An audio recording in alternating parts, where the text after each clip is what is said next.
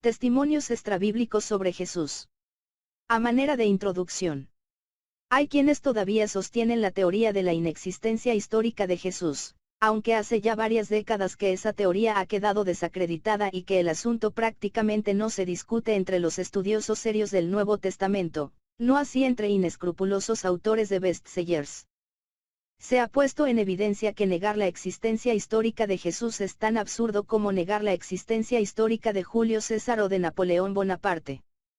Los 27 libros del Nuevo Testamento, y particularmente los 4 evangelios canónicos, son suficientes para demostrar la tesis de existencia de Jesús.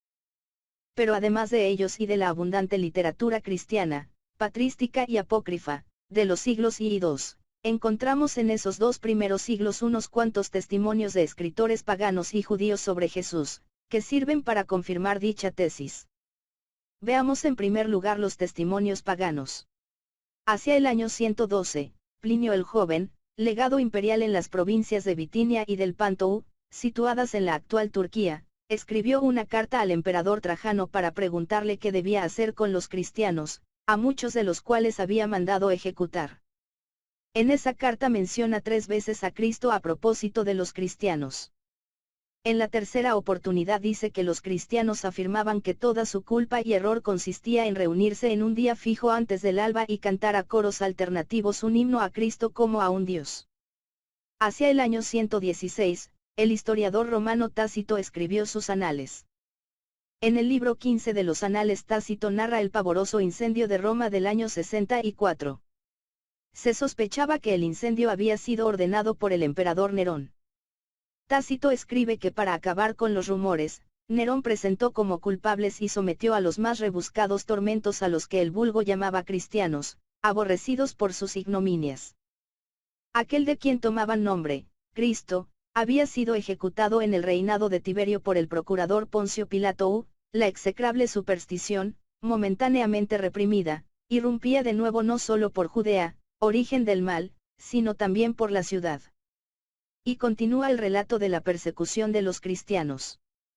Hacia el año 120, el historiador romano Suetonio escribió una obra llamada Sobre la vida de los Césares.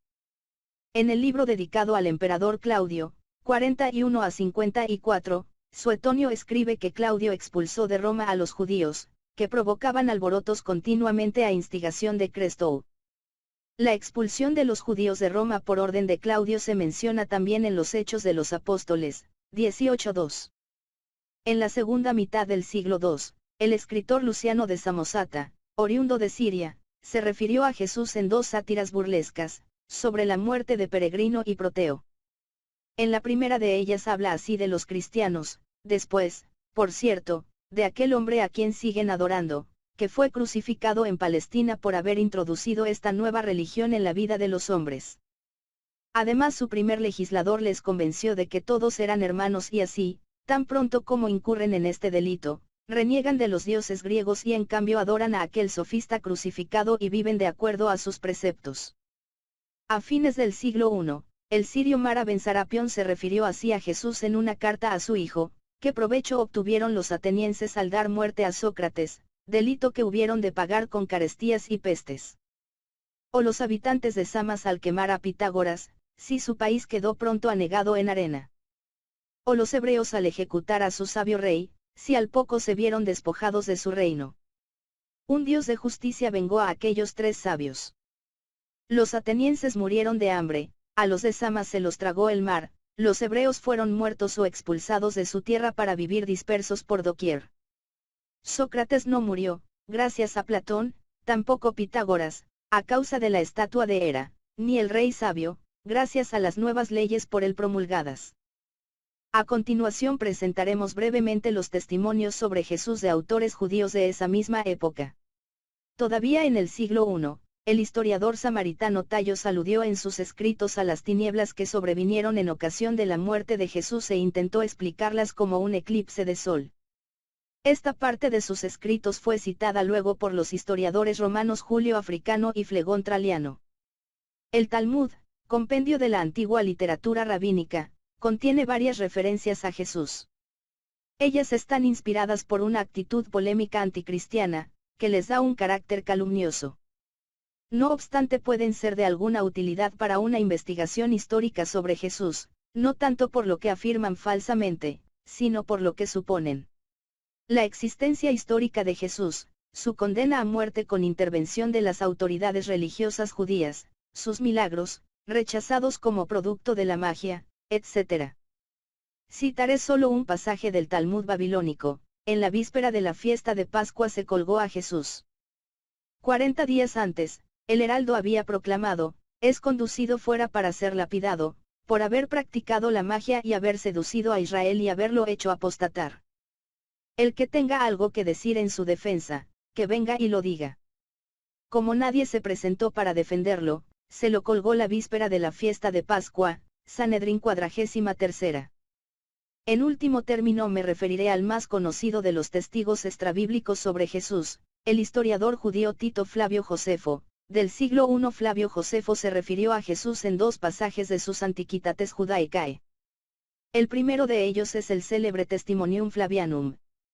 El texto recibido dice lo siguiente: por aquel tiempo existió un hombre sabio, llamado Jesús, si es lícito llamarlo hombre, porque realizó grandes milagros y fue maestro de aquellos hombres que aceptan con placer la verdad. Atrajo a muchos judíos y muchos gentiles. Era el Cristo. Delatado por los príncipes responsables de entre los nuestros, Pilato lo condenó a la crucifixión. Aquellos que antes lo habían amado no dejaron de hacerlo, porque se les apareció al tercer día de nuevo vivo. Los profetas habían anunciado este y 1000 otros hechos maravillosos acerca de él. Desde entonces hasta la actualidad existe la agrupación de los cristianos que de él toman nombre. Sobre el problema de la autenticidad del Testimonium Flavianum se ha discutido mucho.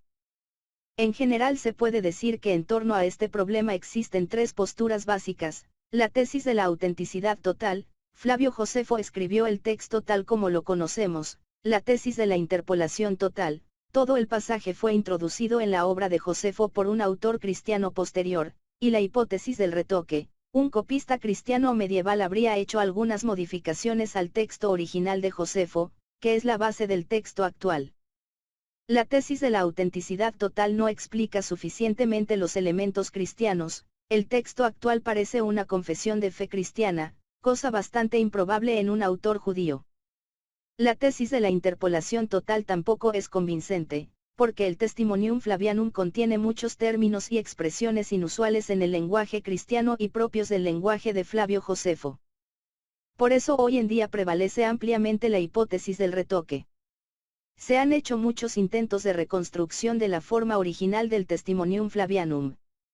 Un reciente descubrimiento parece confirmar esta hipótesis. En 1971 el autor judío S. Pain citó por primera vez en el contexto de este debate una versión árabe del Testimonium Flavianum que Agapio, obispo de Hierápolis, del siglo X, incluyó en su Historia Universal. El texto árabe coincide significativamente con las reconstrucciones críticas del texto original de Josefo. Dice así: Josefo refiere que por aquel tiempo existió un hombre sabio que se llamaba Jesús. Su conducta era buena y era famoso por su virtud. Y muchos de entre los hebreos y de otras naciones se hicieron discípulos suyos. Pilato lo condenó a ser crucificado y a morir. Pero los que se habían hecho discípulos suyos no abandonaron su discipulado. Ellos contaron que se les había aparecido 3 días después de su crucifixión y que estaba vivo. Quizás, por esto, era el Mesías, del que los profetas contaron maravillas. Un texto como este pudo perfectamente haber sido escrito por Flavio Josefo. 8 testigos paganos y judíos en 2 siglos no es mucho, pero es suficiente para confirmar no solo la existencia histórica de Jesús, sino también algunos datos básicos que los evangelios nos ofrecen sobre él. En general lo que estos autores escriben sobre Cristo y los cristianos no es muy favorable, pero esto es exactamente lo que cabía esperar de ellos, según su mentalidad. Daniel Iglesias Greses.